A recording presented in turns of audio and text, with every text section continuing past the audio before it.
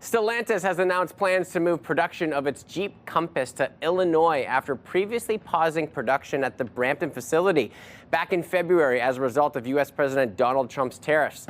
Let's check in with Bill Carroll from the Morning Rush on Newstalk 580 CFRA. And Bill, more work lost from Canada back to the United States. Yeah, not great news to wake up to. Thank you, guys. You're all having a great time. I have to talk about something as bad as people losing their jobs. But yeah, this is very disappointing. And it's starting to be not surprising. Look, I think we have to get our heads around the idea that Donald Trump is winning this tariff war. We heard from the auto industry that they won't move their jobs back to the U.S. It's too complicated and too expensive. Never going to happen. We heard from economists that tariffs don't work, that Americans will realize that they're paying more for everything, and the pressure will be on, that Congress will stand up to the U.S. president.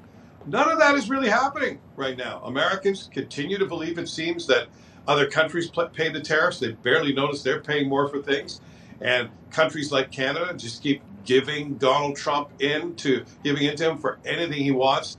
I mean, it's galling today to wake up and see in my social media feed stories about losing an electric vehicle plant. Maybe that's the good news. Who's buying EVs? Donald Trump doesn't even like those. But so, you know, that's one story I wake up to. And then I see that video. It's been circulating for a couple of days of our prime minister yucking it up again with Donald Trump, this time in the Middle East, and joking because Donald Trump called him the president of Canada. Oh, thanks for the upgrade, Mark Carney laughs. And Donald Trump smiles and punches him in the shoulder. I mean, I'm glad they're all having a great time. I'm glad they're buddies. Meantime, real Canadians have lost job opportunities. And all we can do is our government promises to support them. What the hell does that mean? There's no support here.